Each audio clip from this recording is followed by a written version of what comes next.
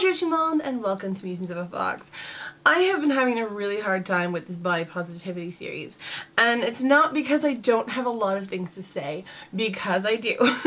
I am struggling because I wanted to bring you guys a really polished series, and I still intend to make really polished videos, but as I was working on the F Your Beauty Standards video, I had an experience that I felt needed to be talked about. So it's somewhat the kind of experience that you would expect that a plus size woman on the internet would have, but there's another element to it that I want to talk through with you guys. So a new first episode of this body positivity series, what it's like to be a visibly plus size woman on the internet. So I've kind of seen this whole term visibly plus size floating around on the internet in Instagram hashtags, in some articles about models that were hired for shoots, and I didn't really understand it until that label was kind of used for me, in a good way, in a positive way. The visibly plus size is not a negative or offensive term.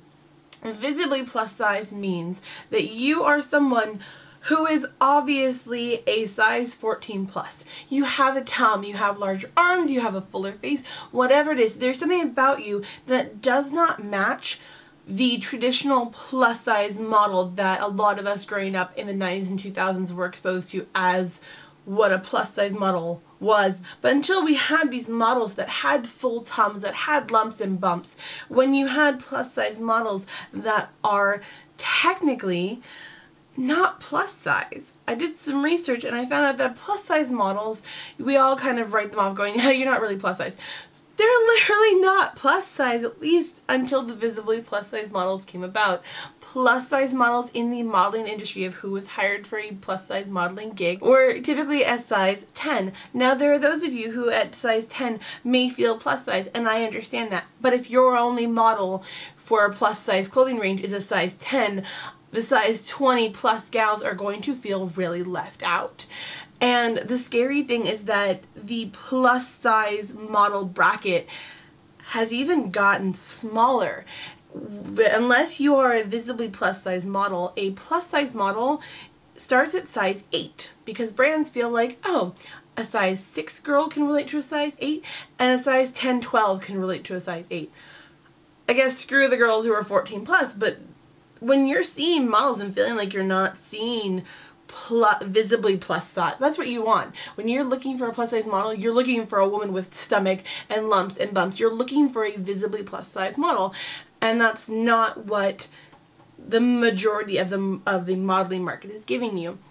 So that's what you're looking for. Whenever you felt like she's not really plus size, that may or may not be how she identifies, that may or may not be true in a clothing sense of where she shops and where she's limited to.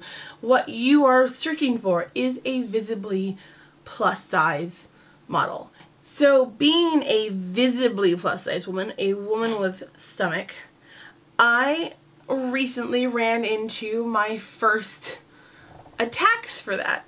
So yes, I have gotten to live in a magical fantasy world for the last 9 months or so, where somehow, you know, being a smaller channel, I only attract nice people and constructive for the most part. So as those of you who are subscribed and watch my content regularly know, I recently did a collab with Cora of Vintage or Tacky, and we tried Fashion Nova, that big you know, much talked about brand.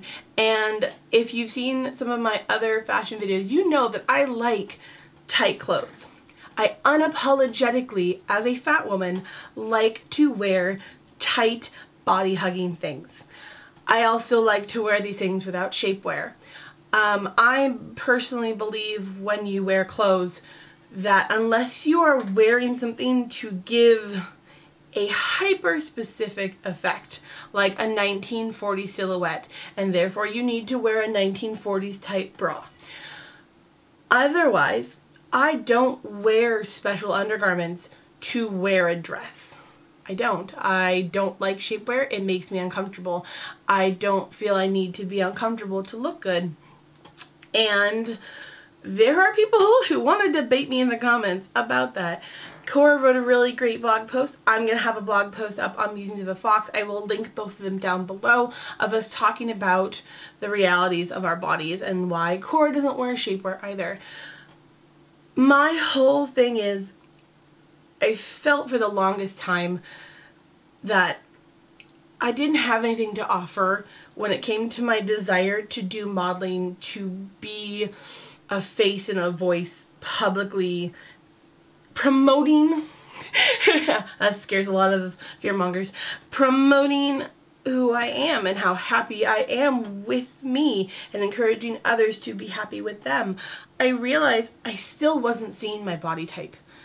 And, you know, there are women who are smaller than me and women who are larger than me, and I follow them and I support them and I'm so happy with what they're doing, but I just wasn't seeing a, as I call myself in my boo video, an upside down triangle. I wasn't seeing women with really broad shoulders who had to wear a jacket that was much larger than what their waist would wear to find something that fits. I didn't see a lot of plus size women without, you know, great wide hips and a big butt. I don't have a big butt. I don't really have wide hips. I have, you know, a waist that I like, but it's not the most defined. I'm kind of square with like frontal curves. I have boobs, I have a tummy, and I have a little bit of a butt, but I'm not your typical voluptuous plus size Jessica Rabbit. And I wasn't seeing that, and I don't know how many times in my life I heard the be the change you want to see. And for most of my life I applied that to social change. And so I've protested, I've marched, I've voted, I've advocated. And then I realized I was not doing it in the one space where I have felt hurt my whole life. And enough pestering from my mother, who wishes I was a model exactly as I am, my husband, my friends, you know, to Cora, who gave me the camera that I'm filming with so that I could start this channel. I do this so that those of you who felt like you haven't had representation might find it in me. And I'm going to try everything. I'm going to try to wear things that maybe aren't even my taste specifically, but I'm going to give them a try to show you what they can look like on this body type, on someone who looks like me, carries themselves like me, has tastes like me.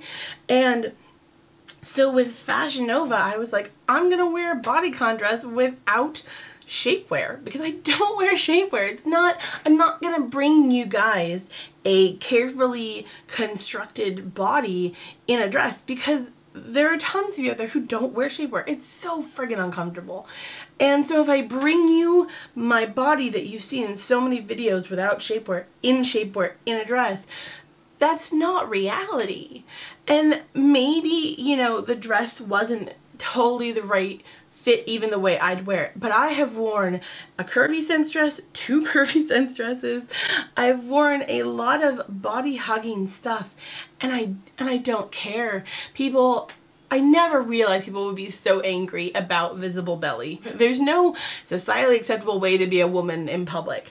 So I'm just going to smash all those walls down, and I'm gonna show you guys I have a tummy. This is how certain looks look with a tummy. And if you're like me and could care less about a visible belly outline, then here's some great fashion options. If you're not there yet, or you'll never get there, that's fine. But just like I'm not telling you you have to be comfortable with your belly, the comments telling me that this will never look good without shapewear, one, telling someone something will never look good is opinion. I obviously felt it looked good. I was really happy in it. I was confident. I wasn't demure and hiding. Whether something looks good is completely subjective. And so you're welcome to say, you know, I wouldn't wear that. That's not my style. But when you tell someone that doesn't look good, you're not stating fact. There were tons of comments of people loving it and telling us how badass we looked. And then of course there's people commenting, telling you that those people are all full of crap and they're just inflating your ego. And it's just, whoosh. I mean, I know the internet has trolls and negative people, but my goodness, was I not expecting it. I know that's so naive, but that's what it's like. I'm making content and I've been putting my body out there for you guys for about 10 months now. And except for one person who in this outfit commented the one word diabetes, I hadn't gotten flagged for being a fat chick on the internet. And again, I have a small following for now, and that's fine, I get it. But like, I just thought I'd be getting a lot more crap. So when the crap actually hit me, it knocked the wind out of me a little bit. And that makes me so mad. Not because, well, one, because people are shitty, and that sucks when people are shitty. It knocks me back because I have an obsession, guys, I gotta tell you. The way some people are obsessed with serial killers and the way they want to understand what went wrong with them. And I'm totally a true crime aficionado. Shout out to my fellow last podcast on the left and my favorite murder listeners. I'm obsessed with jerk faces. I am obsessed with figuring out why people do the nasty, rude things that people do. In the sense that I want, like, who hurt you? I actually want to know. Like, I want to understand the motivation that makes someone type nasty things out. Because they're not all trolls for the sake of trolling. Though I think the person who accused me of putting on a lisp to sound smart might have been a troll. Yeah, that was weird. I want to know, like, what irked them. Like, I want to know what in the video, like, what moment they were like, I hate you and I want to make you feel like crap.